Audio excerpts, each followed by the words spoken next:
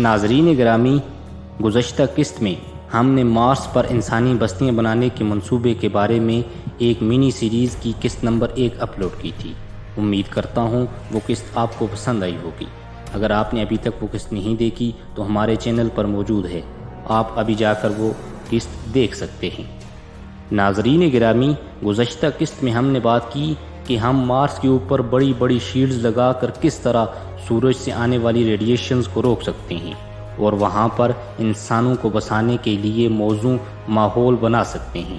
اب ہم مزید اس کے بارے میں بات کر لیتے ہیں کہ انسان اگر مریخ پر چلے گئے تو وہاں ان کو رہنے میں کیا کیا مشکلات پیش آئیں گی۔ مریخ کے فضائی دباؤ کو بڑھانے کے لیے انسان کوشش کرے گا کہ سب سے پہلے وہ خطرناک گیسز جن کے باعث زمین گرم ہوتی جا رہی ہے ان کو مریخ کی سطح پر چھوڑے، بلکہ ان کی باقاعدہ فیکٹریز لگائی جائیں جس وجہ سے مریخ کا درجہ حرارت بلند ہو اور قطبین پر موجود کاربن ڈائی آکسائڈ پگھل کر گیس بن جائے۔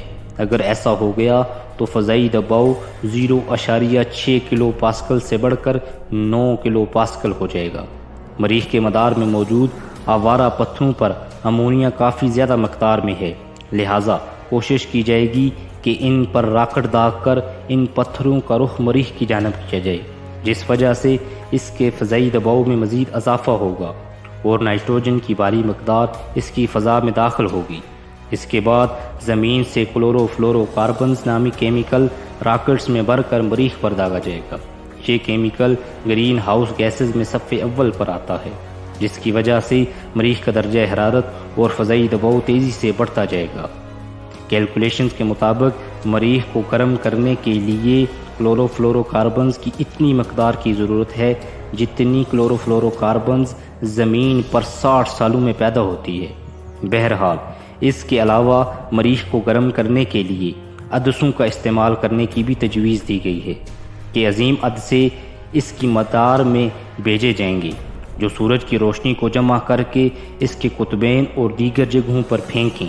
ایک مرتبہ مریخ پر فضائی دباؤ بڑھ کر 19 کلو پاسکل تک چلا گیا تو پھر ہمیں مریخ پر اسپیس سوٹ کی ضرورت نہیں رہے گی، چونکہ مریخ پر کاربن ڈائی آکسائڈ کی بہتات ہے جس وجہ سے وہاں انسانوں کا آکسیجن حاصل کرنا ناممکن ہوگا۔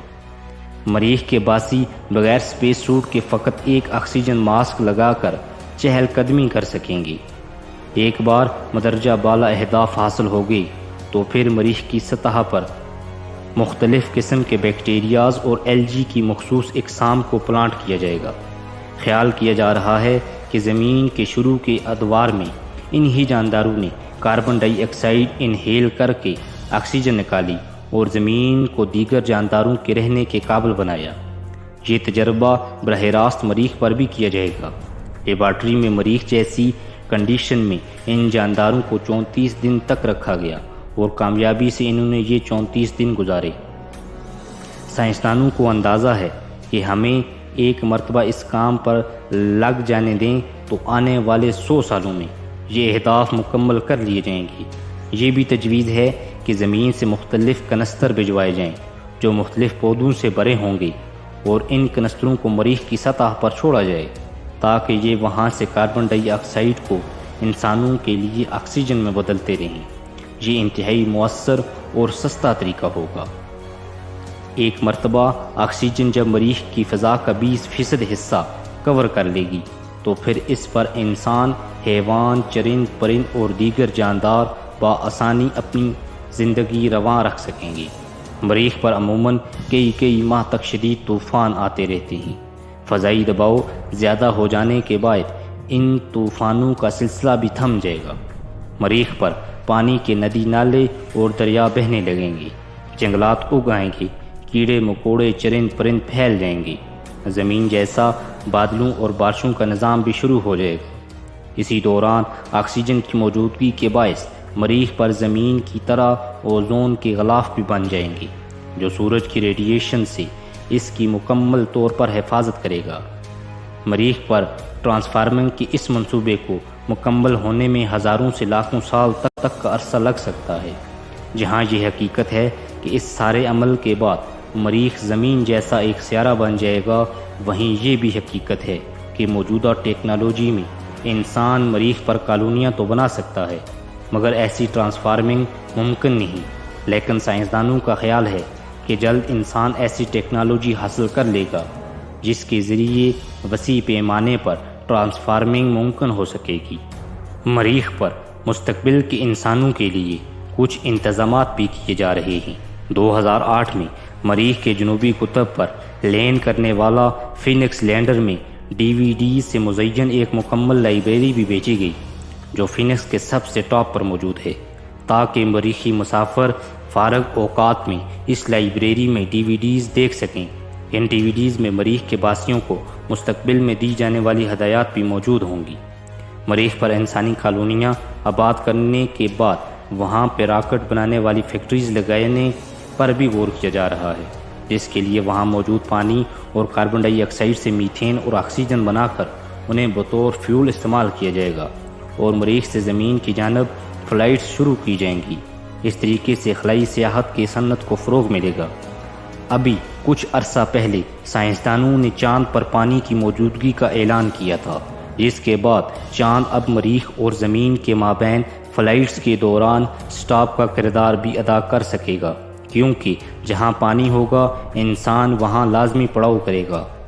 لہٰذا آنے والے وقت میں یہ باقاعدہ کاروبار کی حیثیت اختیار کر لے گا۔ چونکہ مریخ کی مٹی زرخیز نہیں، اسی خاطر انسان کے مریخ پر پہنچنے کے بعد کھاد کی ڈیمانڈ بڑھ جائے گی، جس وجہ سے زمین پر فرٹیلائزیشن کی فیکٹریز کا بزنس چمک اٹھے گا۔ مریخ سے جب انسان واپسی کا راستہ ہموار کر لے گا تو وہاں پر اگائے جانے والے پھل سبزیاں زمین پر مہنگے داموں بیچی جائیں گی، یعنی اس کے ذریعے انسان اپنے کاروبار کو بین الاقوامی سے بڑھا کر بین السیارتی بنانے کی جانب بڑھ رہا ہے۔ مجھے گمان ہوتا ہے کہ آنے والے وقت میں مریخی انسانوں کی فلاح و بہبود کے لیے خلائی ایجنسیز کی جانب سے مختلف عہدے بھی بیچے جائیں گے، یعنی 4 سال کے لیے مریخ کے کس علاقے کے گورنر کا علامتی عہدہ رکھا جا سکتا ہے، جس کے لیے ایک قیمت مقرر کی جائے گی۔ جو شخص وہ ادا کرے گا وہ 4 سال کے لیے اس مریخی علاقے کا گورنر قرار دیا جائے گا۔ بہرحال اسے ہونے میں ابھی لاکھوں سال لگ سکتے ہیں۔ تو دوستو، آپ کو مارس مشن کی ہماری یہ منی سیریز کیسی لگی؟ امید کرتا ہوں آپ کو ہماری ویڈیو پسند آئی ہوگی۔ اگر پسند آئی تو ویڈیو کو لائک اور چینل کو سبسکرائب لازمی کریں۔ آپ نے اپنا قیمتی وقت نکال کر ہماری یہ سیریز دیکھی، آپ کا بہت شکریہ۔